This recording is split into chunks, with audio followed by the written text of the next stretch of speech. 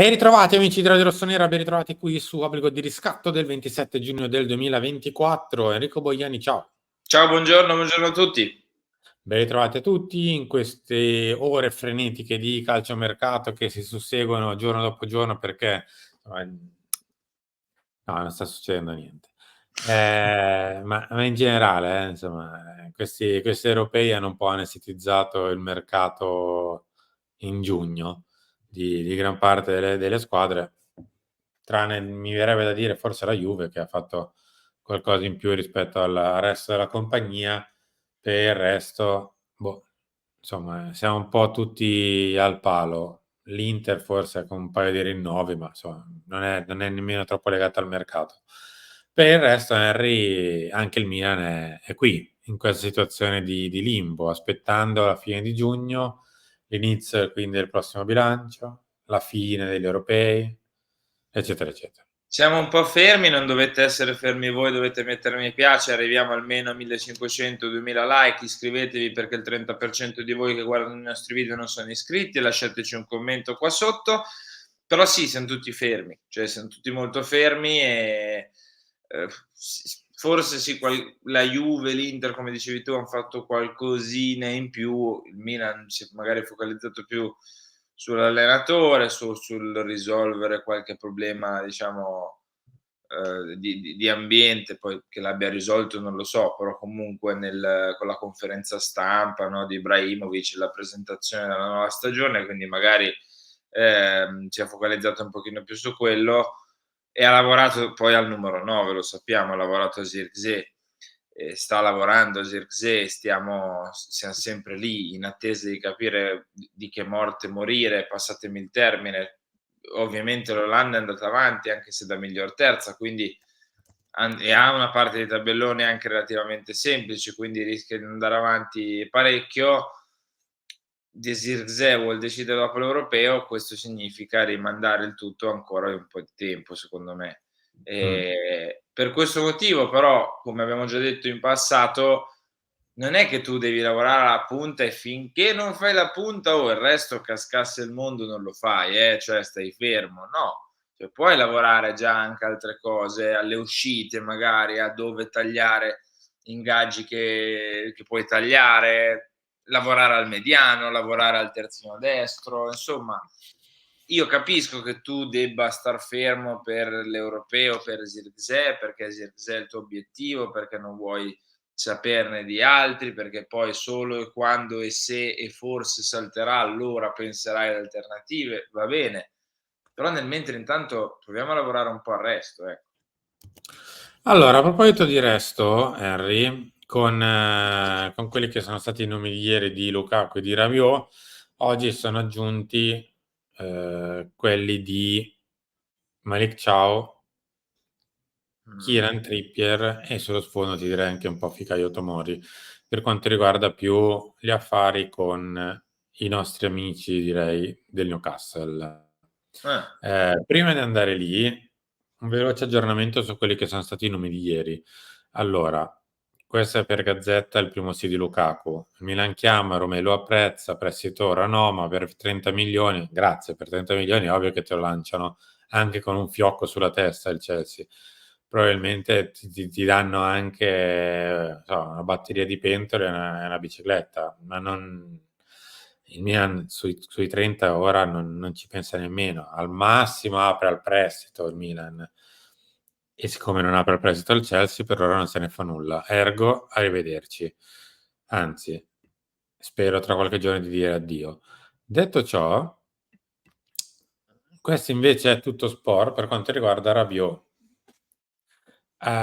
Con ieri la mamma di Rabiot è stata nel ritiro della Francia, visto che c'era il giorno libero, un primo confronto con il giocatore che comunque tra 4 giorni anzi ormai tra 3 giorni è svincolato. Sarebbe, diciamo così, la leggerissima differenza tra Milan e Juve è che la Juve avrebbe proposto 7,5, 2 più 1, il Milan aveva proposto 7,5, 3 secco, quindi triennale secco. Non cambia tantissimo, però insomma, In buona sostanza queste dovrebbero essere le offerte di Juve e Milan per Rabiot. Chi quando lo vedo ci credo, perché non metto in dubbio che ne abbiano parlato, perché è così, cioè, ne hanno parlato. Poi vederlo con la maglia del Milan, faccio un passo ulteriore, ti dico, forse ci credo solo quando lo vedo, poi mi sbaglierò. No, sì, e io sono molto, diciamo, sorpreso in tanti sensi, soprattutto positivo, perché, poi c'è anche il senso dubbioso del perché non lo fai con altri tuoi giocatori che hai, però sono molto sorpreso nel caso in cui questa proposta dovesse essere vera. Cioè io capisco che è un giocatore a 0, ma quando mai ci siamo spinti, mi verrebbe da dire, sui 7,5 milioni di ingaggio, no, quindi dovesse esser vera 'sta cosa sono un po' colpito. Ecco, ripeto, in tanti sensi, positivo sicuramente perché è un po', anzi mai credo abbiamo dato così tanto a un giocatore, negativo, dubbioso, perché magari allora potresti anche darli al terzino sinistro, connazionale tra l'altro della mezzala di qui sopra. Mhmm, boh, vediamo. A me lo sapete piacerebbe Rabiot, però mi colpirebbe un pochino questa offerta e, come dicevi tu, se Rabiot dovesse venire alla Milan.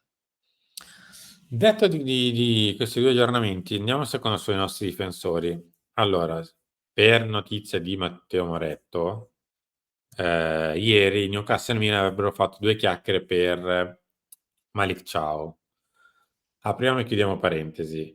È il 27 di giugno. Il Newcastle fino al 30 deve rientrare nei paletti del Financial Fair Play inglese.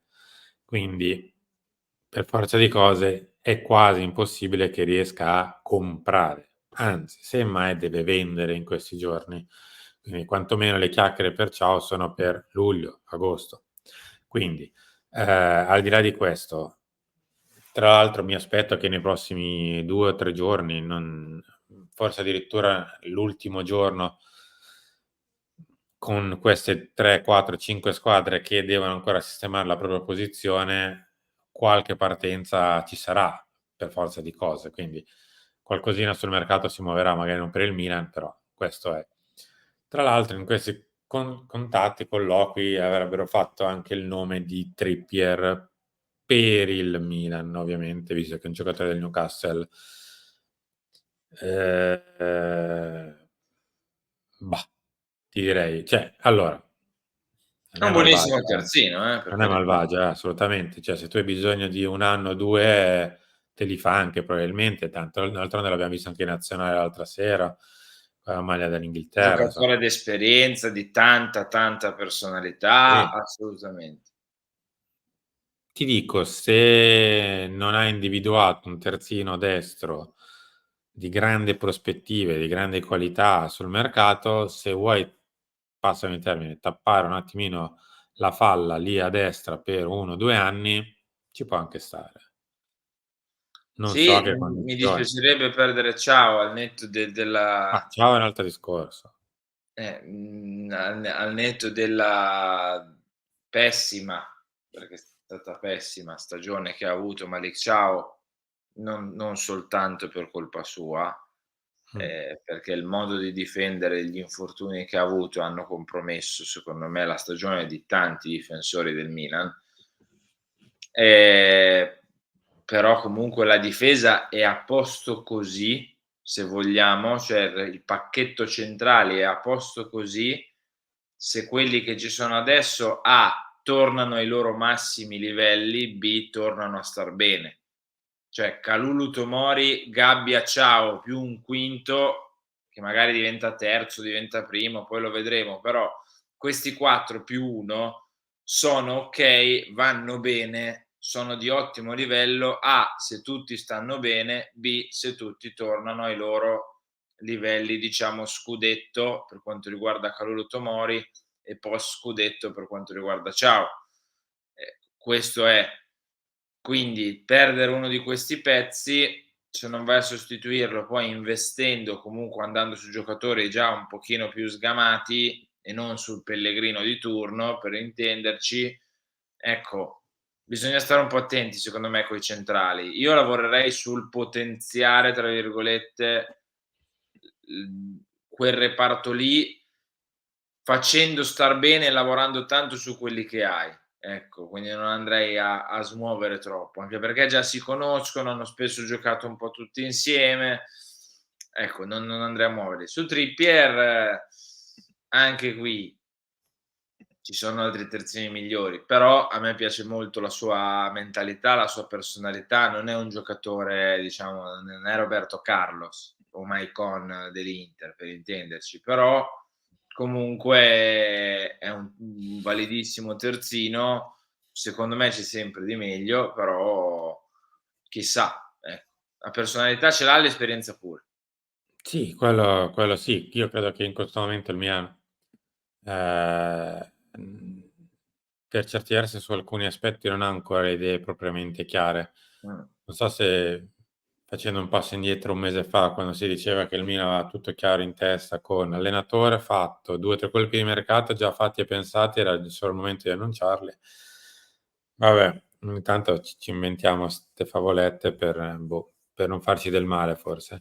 Però credo che in questo momento uno come Trippier, che ricalcherebbe un pochino l'operazione di Florenzi, grosso modo, Sì, ehm, se hai bisogno di esperienza, cosa che probabilmente è così, se hai bisogno di un terzino destro che comunque ha una buona qualità, ci può stare. Ora il problema di Trippier è che prende uno sproposito. eccoci qua. Eh. Eccoci qui. Di ingaggio Trippier non è che prende proprio 2 spicci. Vediamo, Henry, che dire. Vedremo. Eventualmente se Rabiot rimane alla Juve ci sono quei 7 e mezzo da girare a Sì, ci sono questi 7 che spostiamo di qua e di là, un po' ogni tanto a Lukaku, ogni tanto a Rabiot, ogni tanto beh, cediamo a Trippier, però scherzi a parte. Ehm, In questo momento guarda, vado a vedertelo al volo perché mi ricordo che prende veramente un ingaggio importante, al netto prende 4 e mezzo, che con le nostre tassazioni senza decreto crescita è Mh. tanto. Non è proprio poco. Va bene Henry, siamo arrivati in chiusura, grazie. Ciao, buona giornata a tutti, vi aspetto a Chiama Milan sulla piattaforma Viola ore 11 sul canale di Radio Rossonero. Ciao.